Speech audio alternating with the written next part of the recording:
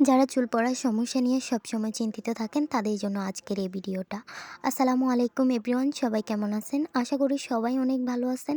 আপনাদের দোয়ায় প্রত্যেক দিনের মতো আমিও ভালো আছি আলহামদুলিল্লাহ। আজকে আপনাদেরকে প্রাকৃতিক উপায়ে একটা হেয়ার রেমেডি শেয়ার করব। চেষ্টা করবেন সবসময় যে কোনো জিনিস ঘরোয়া পদ্ধতিতে তৈরি করার। যাই হোক, আমি এখানে নিয়ে নিলাম ভিঙ্গিরাজ পাতা। ভিঙ্গিরাজ পাতা চিনে না এমন মানুষ খুব কমই পাওয়া যাবে।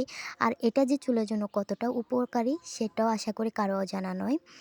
আর হ্যাঁ, এই গাছটি সম্পর্কে যারা জানেন না তারা অবশ্যই গুগল কিংবা ইউটিউব থেকে রিসার্চ করে নেবেন।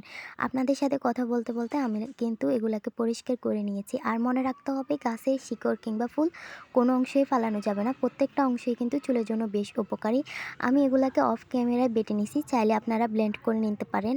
এরপর এগুলাকে ছেঁকে রসটা নিয়ে নিলাম। দেখতেই তো পারতেছেন, আমি যেহেতু আমার ভিডিও একাই করি, কেউ আমাকে সহযোগিতা করে না, তাই কিছু ক্লিপ বাদ যেতে পারে। এখন দিয়ে দিলাম ১ টেবিল চামচ খাঁটি মধু।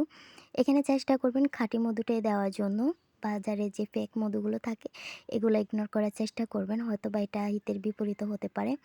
এরপর দিয়ে দিলাম অলিভ অয়েল। ২ টেবিল চামচের মতো অলিভ অয়েল দিবেন, যাতে চুলে ভালোভাবে হয়। আপনি আপনার চুল অনুযায়ী নেবেন, আমি আমার চুল অনুযায়ী নিলাম। এখন ভালোভাবে এগুলাকে মিশিয়ে নিতেছি। মিশানো হয়ে গেলে চুলের গোড়া এবং চুলের স্ক্যাল্পে ভালোভাবে ম্যাসাজ করে নেবেন। এরপর ১ থেকে ১.৫ ঘন্টা রেখে দিয়ে শ্যাম্পু করে ফেলবেন। আর হ্যাঁ, আমি যে কোনো জিনিস তৈরি করলে আগে নিজের উপর অ্যাপ্লাই করি, তারপর আপনাদের সাথে শেয়ার করি। আশা করি আপনারা উপকৃত হবেন, হতাশা হবেন না। তো আজকে এ পর্যন্তই রইল। সবাই ভালো থাকবেন, সুস্থ থাকবেন। Thanks for watching video. Allah Hafiz.